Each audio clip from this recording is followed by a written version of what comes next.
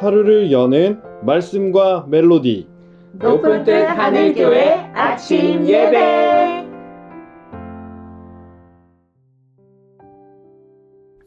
(1월 20일) 화요일에 인사드립니다. 반갑습니다. 오늘은 마태복음 5장 1절부터 16절의 산상복음 말씀을 나눕니다. 먼저 말씀을 듣습니다. 예수께서 무리를 보시고 산에 올라가 앉으시니 제자들이 나아온지라.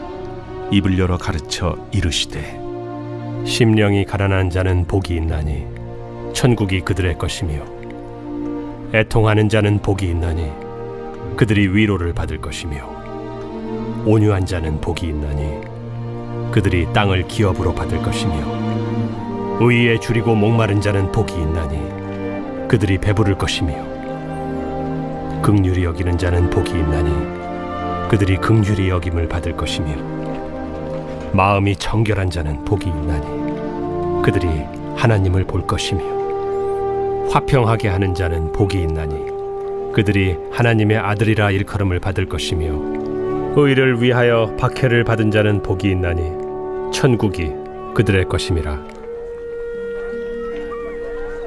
나로 말미암아 너희를 욕하고 박해하고 거짓으로 너희를 거슬러 모든 악한 말을 할 때에는 너희에게 복이 있나니 기뻐하고 즐거워하라. 하늘에서 너희의 상이 큼이라.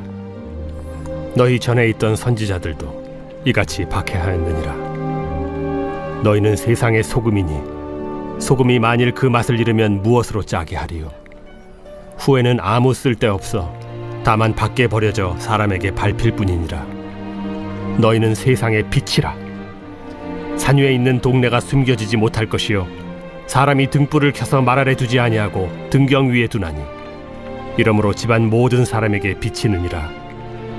이같이 너희 빛이 사람 앞에 비치게 하여 그들로 너희 착한 행실을 보고 하늘에 계신 너희 아버지께 영광을 돌리게 하라.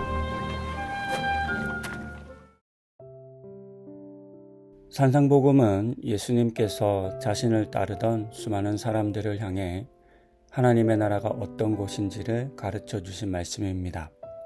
그런데 이 말씀은 기존의 유대인들이 알아왔던 것과는 많이 달랐습니다.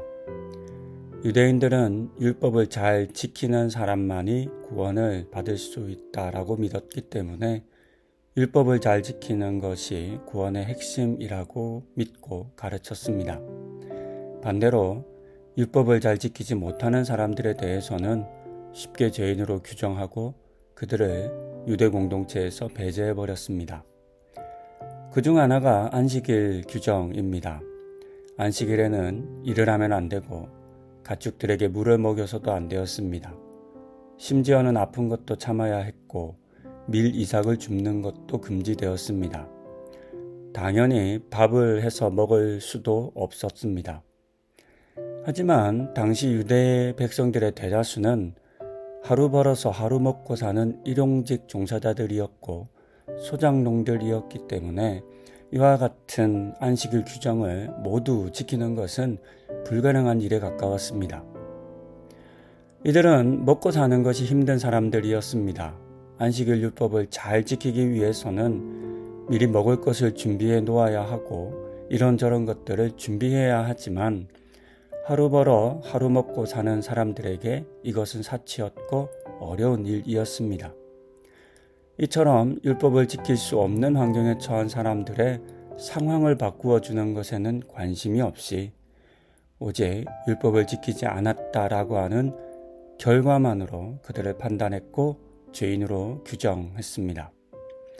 이렇게 죄인으로 규정되고 구원 밖으로 밀려난 사람들을 향해 들려주신 말씀이 오늘의 본문에서 시작되는 산상복음이라 할 수 있습니다.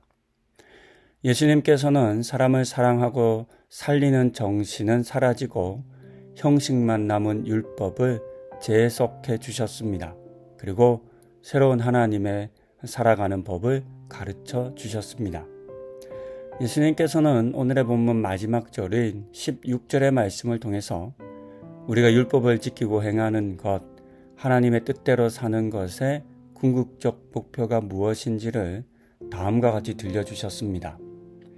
그들로 너희 착한 행실을 보고 하늘에 계신 너희 하나 아버지께 영광을 돌리게 하라 입니다.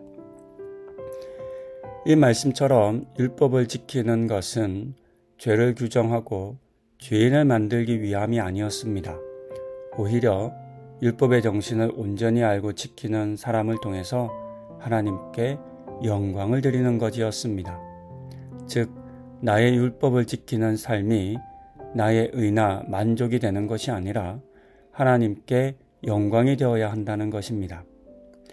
하지만 바리새인들과 율법학자들은 율법을 지키는 것을 자신들만의 의로 여겼습니다. 그래서 그것을 자랑했고 율법을 지키지 못하는 사람들에 대해서는 비난하고 죄인이라 불렀습니다. 그들의 삶의 어디에서도 하나님께 드리는 영광은 찾아볼 수 없었습니다. 이 같은 그들의 이야기 모습을 보며 오늘 우리의 모습을 생각합니다.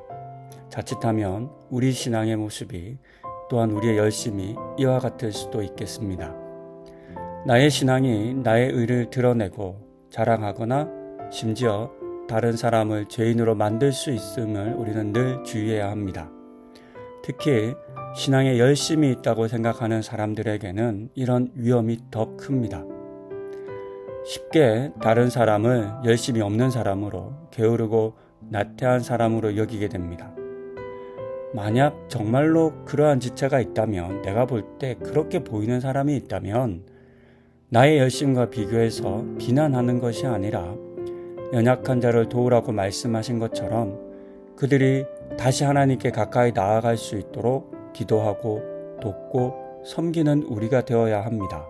이것이 율법의 정신입니다. 그리고 이러한 나의 모습을 통해서, 나의 삶을 통해서 하나님께서 영광을 받으실 것입니다. 그것을 우리 하나님께서 바라고 원하셨음을 우리는 오늘 이 말씀을 통해서 확인할 수 있습니다. 이 같은 믿음으로 겸손히 신앙생활을 감당하시는, 살아가시는 우리 성도님들 다 되실 수 있기를 권면드립니다. 기도하시겠습니다. 하나님 나라의 새로운 사는 법인 산상복음 말씀을 우리에게 들려주시니 감사합니다. 이 말씀들을 통해서 우리가 어떻게 살아갈 때 하나님께 영광을 돌려드릴 수 있는지를 알게 하여 주시고, 오늘 우리의 삶의 모습 속에 그렇지 않은 부분들이 무엇인지를 발견하고 돌이키는 은혜 허락하여 주시옵소서. 다른 무엇보다 우리가 하나님 나라에 살기에 정말 합당한 믿음과 삶을 배우고 살아가는 은혜 허락하여 주시옵소서. 이 모든 말씀 우리 주 예수 그리스도의 이름으로 기도드립니다. 아멘.